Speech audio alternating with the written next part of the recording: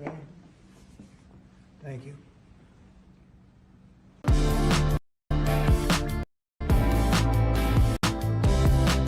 An actuary is a risk analyst.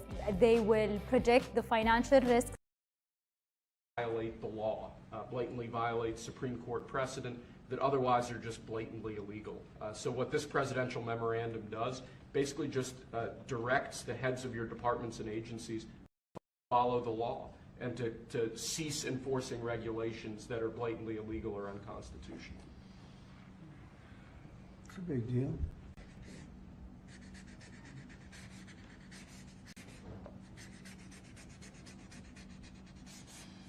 It's really very important that we get these memorialized Yes, sir. in Congress. Very important for the long haul, right? Yes, sir. This is the last of our deregulatory EOs for the day. This is zero-based regulatory budgeting. The idea here is that over time, regulations accumulate on the books and in the Federal Register, and people aren't taking a close, detailed look at what's on the books and clearing them out as times change or as regulations become agencies to scrutinize on a continuing rolling basis all of the regulations they actually have on the books and sunset those that either no longer serve a purpose or the departments and agencies can't identify a specific reason for keeping them active. Okay.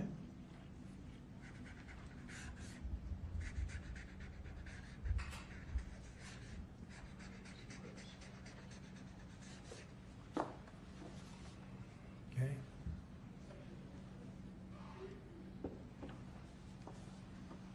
Thank you, sir.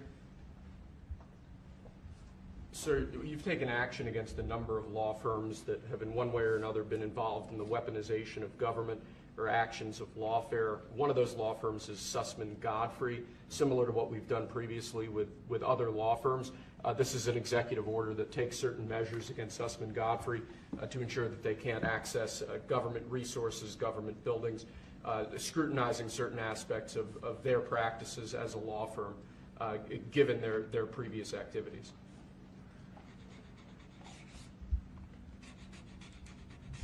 And we signed with many law firms, the ones that we thought were inappropriate, and they've all agreed to pay $1 million.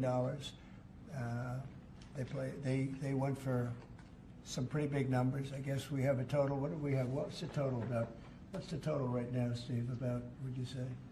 Getting close to probably $600-700 million now, I would think. We've multiple at 100 million, some at 125 million. So the numbers are adding up. We're going to be close to $1 billion soon. One at $40 million. Millions of dollars an hour. But they don't admit guilt. Remember that, they don't admit guilt. But, and we have another 5 to go, I think, 5 of them. And this one is just, we're just starting a process with this one. Yes, sir. Because there were some very bad things that happened with these law firms. And this firm is very involved in the election misconduct. Weren't they all involved in the election misconduct? I think they were all involved. Yes. Anyway, so they went from $40 million to $125 million, and most of them are at about $100 million, right? All right.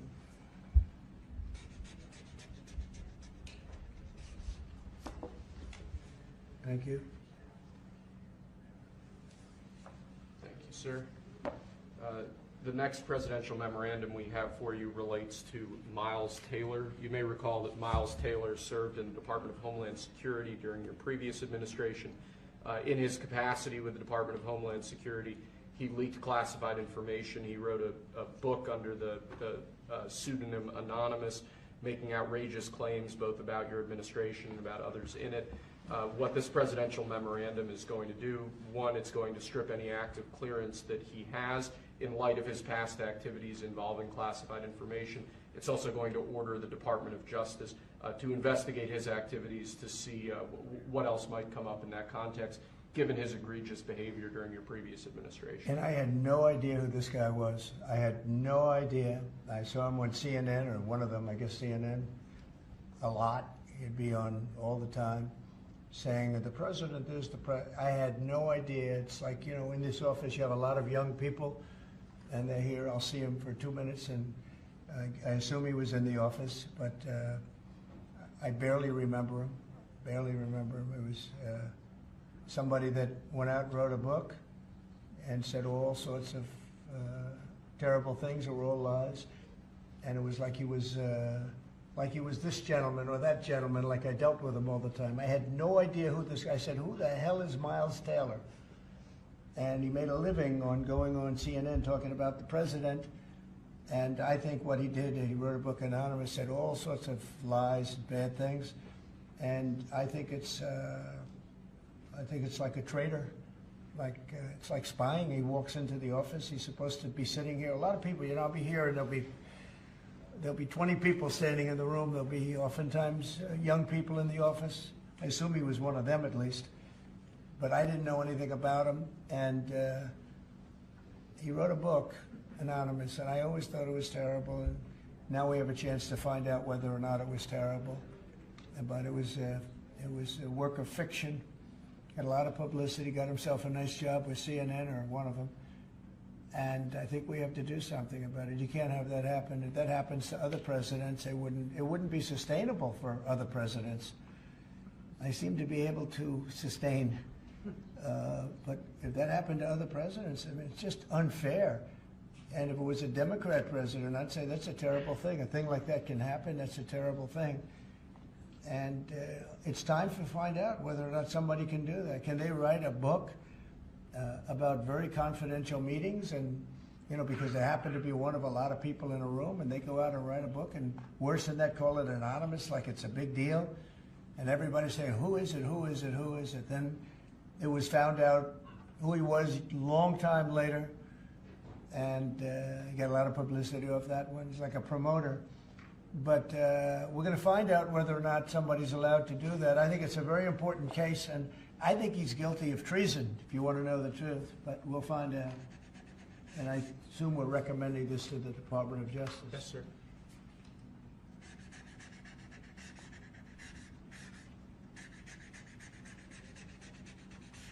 Okay, good. Terrible guy. Similarly, sir, Christopher Krebs, the former head of CISA. This is a man who weaponized his position against free speech in the election context, in the context of COVID-19.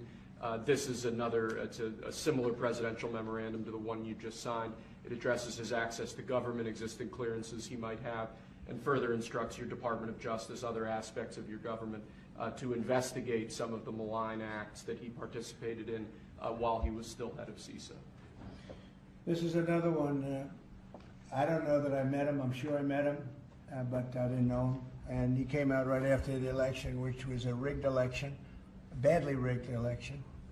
We did phenomenally in that election. Look what happened to our country because of it. Open borders, millions of people coming into our country. Russia and Ukraine, that would have never happened. October 7th would have never happened. Afghanistan, the way that they withdrew, with 13 dead, but so many killed, actually. I mean, so many killed outside of the 13 soldiers, hundreds of people killed. And maybe, I don't know, never mentioned, but I mentioned it, 42 or 43 people so badly injured, the legs, the arms, blown off, the face. And this is all because of an incompetent group of people that preceded us, and that would have never happened. And this guy Krebs was saying, oh, the election was great, it was great. Well, it's been proven that it was not only not great. When you look at all these lawyers and law firms that are signing, giving us hundreds of millions of dollars, it was proven by so many different ways in so many different forms, from the legislatures not approving to the 51 intelligence agents that worked from all of the different scamming operations. It was a very corrupt election. They used COVID to cheat. And we're going to find out about this guy too, because this guy's a wise guy.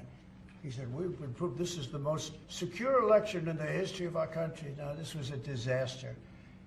And frankly, we should go to paper ballots, same-day voting, voter ID, and one other thing, you should get a little certificate that says you're a citizen of our country.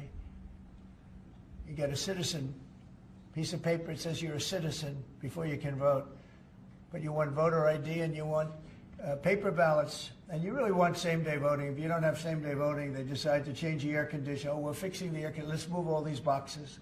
We'll bring them back in a few days, and then they don't bring back those boxes. We got to have safe elections. We have to have borders. Ideally, we have to have a free press, which we don't have. We don't have a free press. We have a very dishonest press. This is an honor. We're going to find out whether or not he was right. This was a disgraceful election, and this guy sat back saying, well, I'm a member, or like he's a Republican or something, and almost right from the beginning. And he's tried to make the case that this election was a safe election. I think he said, this is the safest election we've ever had. And yet, every day you read in the papers about more and more fraud that's discovered. He's the fraud. He's a disgrace. So we'll find out whether or not it was a safe election. And if it wasn't, he's got a big price to pay. And he's a bad guy. There's another one. I have no idea who he is. Krebs. I have no idea who he is. I'm sure he was in the room at some point, just like you're all in the room, but I have no idea who he was. So thank you very much. Those last two are very important, I think, for the country. Thank you, sir. And lastly, we just have 3 proclamations. These are the sorts of things that most presidents use an auto pen for. You obviously don't like using the auto pen much, if at all. The first of these is National Former Prisoner of War Recognition Day.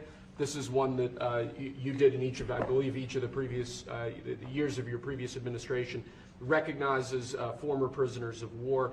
More generally, this proclamation is written to acknowledge the great steps you've made both in this administration and your previous administration on behalf of veterans, homeless veterans, others who have suffered in that way, and basically stating that it's a priority of your administration to ensure that veterans and homeless veterans are cared for properly. Good. And you know what, they ought to find out who was using that auto pen, because whoever that person was, he or she was like the President of the United States, and I'm against auto pens. I think auto pens are not a good thing, especially when you're talking about documents like we're signing today. If he can't sign, then he can't be president. It's pretty simple. Let's see whether or not he could sign. But I think that should be tested. I really think that should be tested. It's another one. And you may think about it, because how can a man that, did he really know that when they gave all false information on the council, I mean, the whole unselect committee of political lunatics, they destroyed all the information. You can't get any information. They went for like a year and a half, almost 2 years, screaming and ranting and raving. Democrats plus 2 worse than Democrats. You had Cheney, Liz Cheney, and crying Adam Kinzinger. Crying Adam. Every time I looked at him, he was crying. The guy was a crier. But you can't do that. You just can't do that. So we're going to find out a lot. I think we're going to find out a lot. These last 3 or 4 have been they've been very, very interesting. We'll see what happens. Sir. But I don't think a president should be allowed to use an auto pen when they're signing very, important legislation. I think a president should sign it, not use an auto pen. And we're going to find out whether or not he knew what the hell he was doing. I'm sure at this point he'll say, I signed it. They'll tell him what to say. But to give pardons to people that destroyed all the information. If you destroyed information on a civil case, just a civil case, not a criminal case, a civil case, they put you in jail for that. And they found out that Pelosi was the one that was in charge of the security of the Capitol, and she knew all about it, and she admitted her guilt to her daughter, who was a movie documentary person. I'm sure her daughter's not too happy about that. I'm sure Crazy Nancy's not too happy. But we found out all the things, everything. And we go for the information. Sir, we've destroyed all of that information. If I haven't destroyed it, I wouldn't be sitting here right now. I guarantee you that. I'd be sitting someplace else. So I think it's something that we should really look at, because that's so important. the whole concept of an auto pen, because whoever's, you know, auto pens are run by somebody. Whoever ran the auto pen was president of the United States, and I would be willing to bet that Biden didn't know, probably didn't know anything about any of it. Very dangerous, very dangerous. So you're going to check that out, right? Yes, please? sir. We're working on it right now, sir. This is just another proclamation, sir, declaring National Crime Victims' Rights Week. You've obviously made it a major priority of your administration to track down and at times deport criminals who have committed violence on our streets, who have victimized so many people. This is an annual proclamation that hopefully gets Americans to remember that when crimes occur, there are real victims, there are real people who are affected, and there are people who suffer as a result. Okay, it's very important. Thank you. I just want to add, so we're working very hard with Democrats, the governor, with Matt Hall, with a lot of transportation, Sean, and all of the people trying to keep Selfridge Air Force Base open, strong, thriving, and I think we're going to be successful, Governor. I think we'll be very successful at that. We've gotten some good feedback from Pete Hegseth and Department of Defense, and they're talking about F-16s, they're talking about F-35s, you know, et cetera. That we're going to, it's a great piece of property, it's a great location, and it's a great step. So I think we're going to come back with a very good answer. We're also working on a certain fish that's taken over a beautiful lake called Michigan, right? And that's a tough one. That's a tough one. It's very. Do you want to just talk about that? Sure, Mr. President. Yeah. First of all, I want to thank you for caring so much about Michigan. We've been working a long time. We couldn't get Joe Biden to do anything about either one of these issues, particularly Selfridge Air Force Base. It'll be critical to Michigan's economy and our security when you're able to deliver us another mission there. But on the Asian carp, you know, for years, when Obama was there, we could never get anyone to do anything about this invasive species. It's going to destroy our Great Lakes. You know how important recreational fishing and so much of that is to our state. Because of your work, we're hopeful that we'll get a solution there and we'll get that barrier built so we can protect our Great Lakes. So thank you, Mr. President. And they're very powerful fish. I mean, I see them, they jump out of the water, they jump at the fishermen. I mean, I've never seen anything like it. And has this gotten into any of the other lakes yet? Because you would think it would be pretty easy because they're all sort of connected. Hey, Governor? It's why we're working so hard to make sure that, you know, we work with the Army Corps and erect a barrier so that the Asian carp can't get into Lake Michigan. It'll devastate the ecosystem, the economy, tourism, and it's 20% of the world's fresh waters in the Great Lakes, Mr. President, which is... Have you been sitting on a smart business idea and need to get it online? GoDaddy makes it fast and easy with user-friendly products and tools to help you on your entrepreneurial journey. Plus, get AI to help build your business for you. It's a pretty gruesome method, but it's a method, and I think they know what to do, so we're going to work on that very hard. And thank you, Governor, very much. Sort of a bipartisan thing when you get right down to it. Yep. It's a very expensive thing, actually. It costs a lot. I looked at the numbers, I said, well, but we have to save Lake Michigan because these fish, they eat everything in the way, including the other fish. They eat everything. Are people endangered by the fish at all? I think I mean, they're going to eat all the fish there. We won't be able to fish anymore. And that's a big deal in Lake Michigan. There's a lot of fishing, recreation. Yeah. So it's going to be a problem there. But you're right, it's bipartisan, sir. But you're the one taking action on these issues. We couldn't get Biden to do it on Selfridge. This thing has been delayed for, what, 15 years where we were trying to do it. It started under Obama where we were trying to do it. He wouldn't do anything about it. So we appreciate you paying so much attention to this and taking action, Well, sir. I would. And the governor, in all fairness, called me about it. I had seen it, and she called me, and John James called me. And, we spoke with your office. And it's, you know, I want to put that down. Really is bipartisan. It's great to see it, actually. It's great to see that. And that includes Selfridge, too. Mm-hmm. And we're going to get it done, and we'll all stand there together and cut a ribbon. Okay? Gretchen? Good. That's good. Thank you very much. It's, I'm glad you brought it up, and I'm glad you brought it up, Matt. Appreciate it. And I know you two get along pretty well, right? About 70% of the time. I think you do. All right, good. We'll have something to celebrate pretty soon. So pretty sure about that. Okay. Thank you, Gretchen, very much. Okay. Do you have any questions? Mr. President, where does the TikTok deal stand, given what we've seen, the tariffs Well, in it's moving China? along, but obviously I would say right now China's not exactly thrilled about signing it. We have a deal with some very good people, some very rich companies that would do a great job with it, but we're going to have to wait to see what's going to happen with China. So, Mr. President, still on the table? no, it's on the table very much. I think China's going to want to do it, actually. Mr. President, Can you explain more of what you believe is the end game with China? Are you waiting for President Xi to blink? How do you think this is all going to be resolved? Look, for years we've been ripped off and taken advantage of by China and others, in all fairness, but by China, that's the big one. And it's just one of those things. You know, we're making $2 billion a day right now, this country. $2 billion a day with tariffs. And they were making $2 billion a day.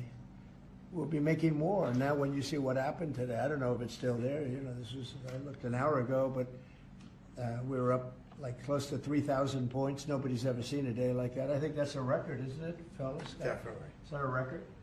Who would have thought we were going to have a record like that after watching? But because the geniuses of the world, they get it. Our country's very strong. We were left a very, very weakened country, both economically, financially, because of all of the tariffs and all of the other companies just raiding us and ripping us off, and also at the border where 21 million people were allowed to come in. Many of those people were criminals. And but the people that do this for a living, some of them are very smart and some of them aren't smart at all. But these guys are very smart, and my group is very smart. My whole group is smart. And you've done so amazing on the border. I read the other day that there were 9 people and hundreds of thousands 2 years ago with Biden, and we had 9. We had it down to 9, and they were all let in for medical reasons. They were in bad shape. We let them in for medical reasons, not even for anything else. So you've been amazing. But that's a big thing. I think it's one of the greatest problems that I've never seen anything like it. Open borders. The whole world was emptied out. Prisons from all over the world, from the Congo in Africa, from Africa to Asia, a lot in South America, but it wasn't just South America. Prisons emptied out. And I said it outside with the drivers before, but El Salvador's been amazing, a job that the president's done. He's coming to see me next week, and we look forward to that. But that's really been amazing. Yes? Mr. President, the EU also announced increases in tariffs today. Why not That's treat... bad timing for them. That's bad timing. Why not They treat said everyone they- They didn't put them in. No, they threatened Oh, them, I but they think picked a later date, which our expectation is it's going to be later still. Okay, good. I'm glad that they held back. You said you were watching the market. If this was the strategy all along to bring them to the table, why did you instruct or advise, or maybe they did it on their own, some of your top aides to say this is not a negotiation, to hold the line, that they were going to hold the line, that you were not going to change Well, your a mind? lot of times it's not a negotiation until it is, and that happens. And, you know, I said outside that you have to have flexibility to do it right, and that's what we have. We brought everybody to the table, and it may not be a negotiation. It may not last. I mean, you know, things may be asked that I think are not fair to us.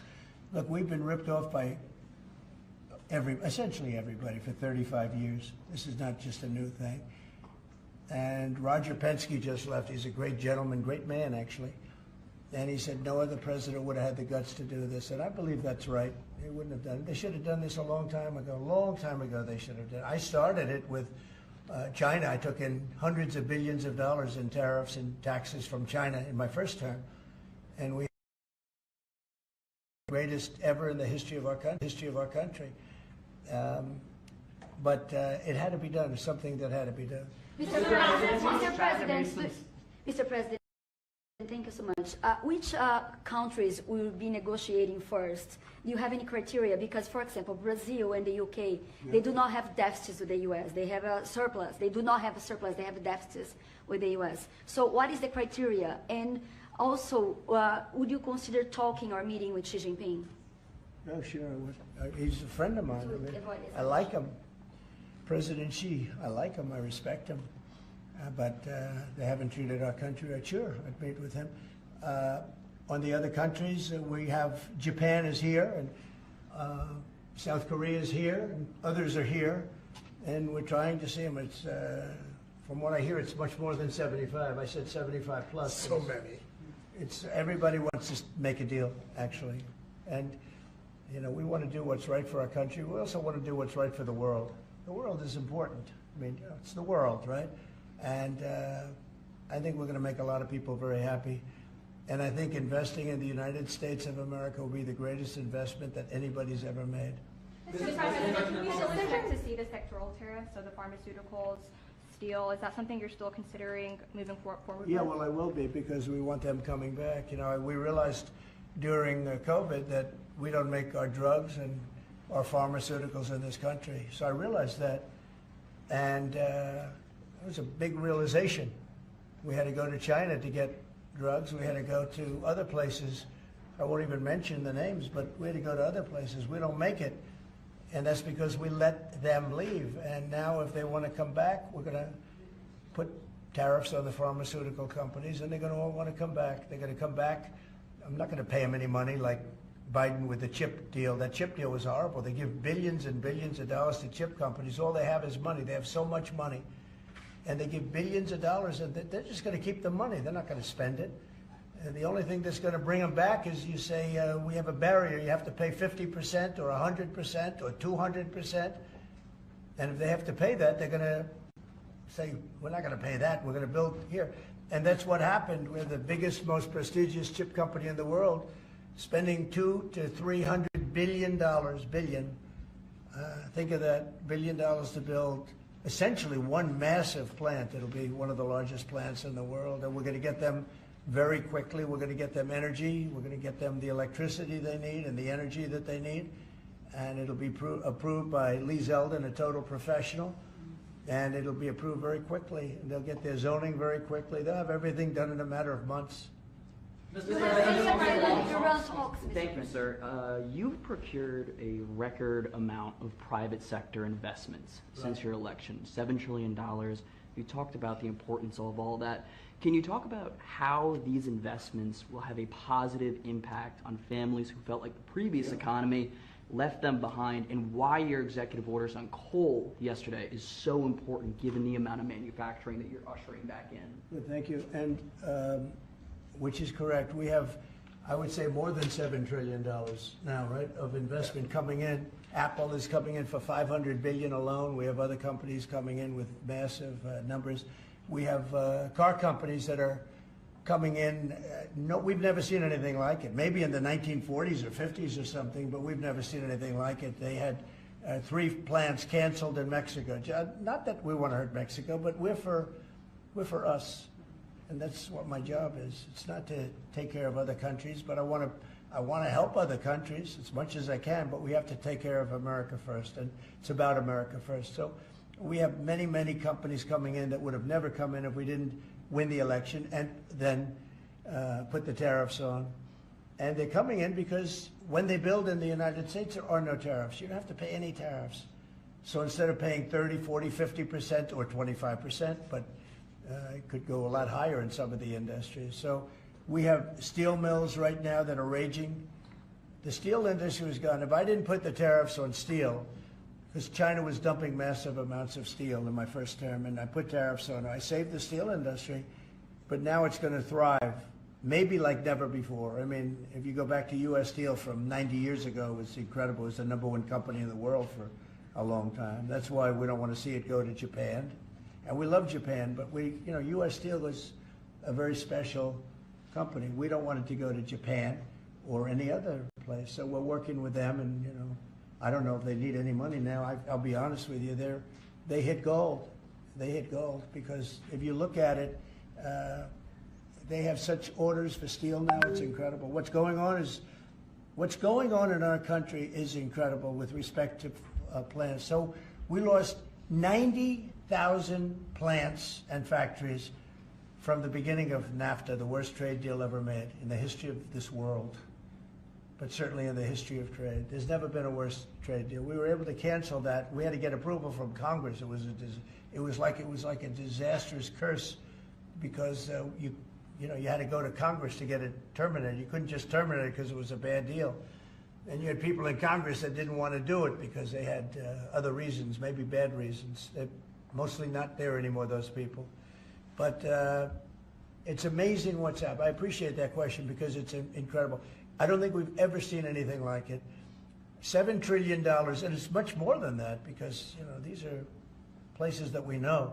$7 trillion is unheard of. I never looked at the Biden numbers, but you could go a whole year and it was peanuts. Everybody was leaving. They weren't coming in, they were leaving, and that means jobs are leaving. And so we're not playing games. We're going to make this country greater than ever before. Thank you for that question. Mr. President, it seems that China's made some... Let her just do that. Oh, yeah, absolutely. Thanks. For the past few days, we've heard from this administration no pause.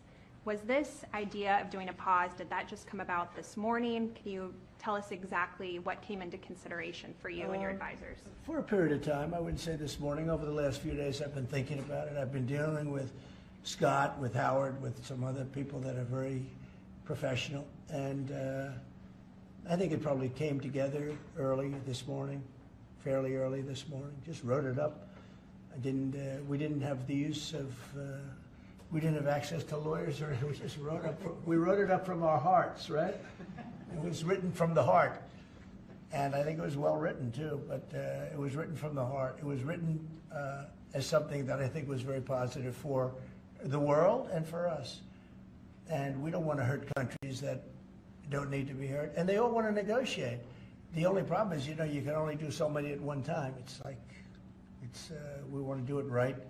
We want to get it right. We want to take care of them, but we have to take care of our country. So, but this was something certainly we've been talking about for a period of time, and we decided to pull the trigger. And we did it today, and we're happy about it. I didn't know it would have that kind of an impact, but it's, I think we have the biggest increase in the history of the stock market. That's pretty good. You're almost, if you keep going, you're going to be back to where it was 4 weeks ago.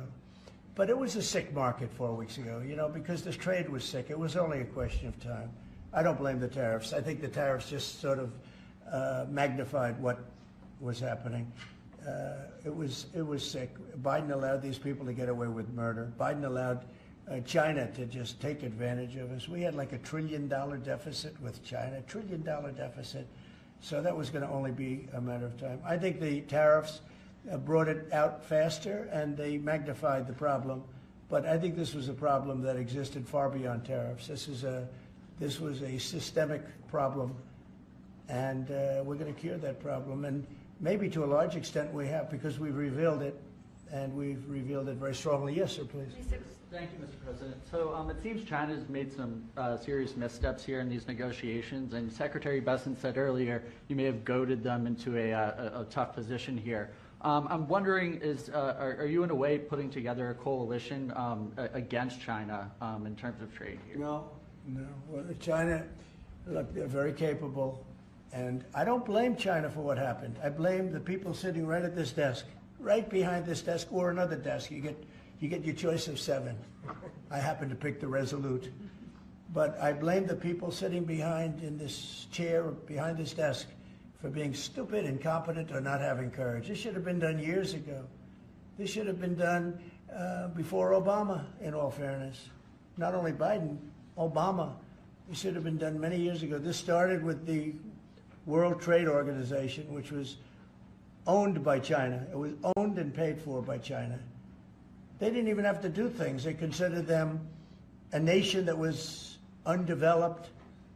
They said they were a developing nation. Well, we're a developing nation too, if you think about it. Look at our inner cities. Look at what's happened. I think we're starting from ground zero there, right? So we're a developing nation too. No, I don't. I know it's a lot of people take heat for saying that, but I blame the people sitting at this desk more than I blame China. If China can get away with what they got away with taking hundreds of billions and trillions of dollars right out of our pocket because our people here were stupid, they were stupid people. Maybe corrupt, I don't know. I don't know how you can be that stupid. How do you get to be president and you're stupid? But they certainly weren't courageous, and they allowed this to happen. And with Japan and with many other countries that took advantage of us. I mean, we had deficits with almost every country. I used to read these things. The first term I'd read them. I'd actually read the agreements. I'd say, how could anybody agree to this stuff? So certainly they were rough, and they were tough, and they were smart. And you can blame them, but I really blame the people that allowed them to do it, because you know, if you could read first grade and you could read these agreements, you'd say, these are terrible deals. I actually used to say, who would allow deals like this to be made for our country? And maybe it's people that didn't care. Maybe it's people that weren't courageous. Maybe it's people that were corrupt. I don't know. But I blame those people more than I blame anybody else. Mr. President, you've been very specific in saying that you would like the EU to purchase U.S. energy. Is there something specific that you would like China to do? Well, you'll be hearing about that, yeah. I can't wait to see what awesome pet is inside this egg. Do you know the answer? Click here to answer and hatch your own pet on Adapted Mind. Correct. We hatched the pet. Come answer more math problems, then hatch and customize all these pets yourself on Adapted Mind. Like this. With Iran? Yes. Yeah, I do. Do you want something definitive this weekend, or do you see this as the start of a process? It's a start. Do you have a timeline? We have a little time, but we don't have much time. Who is starting the Because we're not going to let them have a nuclear weapon. Is Can't it let them have a awkward to nuclear be weapon. there, Mr. President? And we're going to let them thrive. I want them to thrive. I want Iran to be great. The only thing they can't have is a nuclear weapon. They understand that. You know, the people are so incredible in Iran, and they're so smart. They're very smart people. But, you know, they're in a rough situation, rough regime. But they understand, and the leaders understand. And I'm not asking for much. I don't, they can't have a nuclear weapon, and I've said that. And I was a little bit surprised because when the election was rigged, I figured they'd get the weapon because with me they were broke. They were broke. They had no money because of the sanctions. Nobody could buy oil. We did that to Venezuela just recently, and we'll do it to other countries if we have to. I want to see Russia and Ukraine make a deal. They got to make a deal. Once